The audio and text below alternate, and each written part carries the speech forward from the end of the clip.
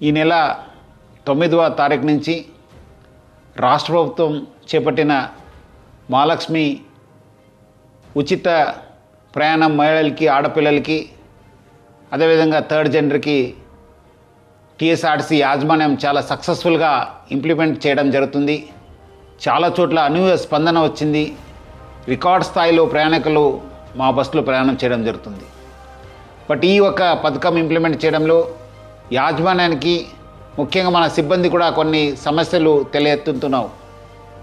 ముఖ్యంగా చాలామంది మహిళలు తక్కువ దూరంకి వెళ్ళే వాళ్ళు కూడా మన ఎక్స్ప్రెస్ బస్సులో ఎక్కి దూర ప్రాంతం వెళ్ళే ప్రయాణికులకి ఇబ్బంది కలిగించే విధంగా ప్రయాణం చేస్తున్నారు.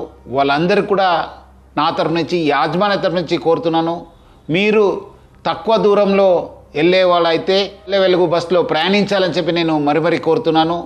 అదేవిధంగా కొంతమంది మహిళలు స్టేజ్ కాకుండా మధ్యలో, రోడ్ మధ్యలో ఆపడము, లేదంటే ఎక్కడ కావాలో అక్కడ ఆపండి అని చెప్పి అడుగుతున్నారు. దీనివల్ల కూడా చాలా దూర ప్రాంతంలో వెళ్ళే వాళ్ళు కూడా చాలా ఇబ్బంది కలుగుతుంది. స్టేజ్ దగ్గర మాత్రమే మా బస్సు ఆగడం జరుగుతుంది.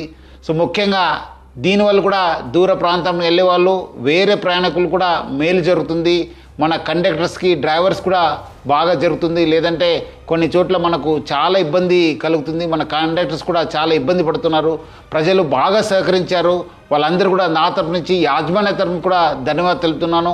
వచ్చే రోజు కూడా ఈ ఒక స్కీమ్ని ఇంప్లిమెంట్ చేయడానికి మహిళలు, ఆడపిల్లలు, థర్డ్ జెండర్ వాళ్ళందరూ కూడా సహకరించాలని చెప్పి నేను మరీ యాజమాన్య తరఫు నుంచి అందరు కోరుతూ, మహిళా లోకానికి, ఆడపిల్లలకి, థర్డ్ జెండర్ అందరూ కూడా నేను యాజమాన్య తరఫు నుంచి కూడా సహకరించేందుకు పేరుగా ధన్యవాదాలు తెలుపుతున్నాను.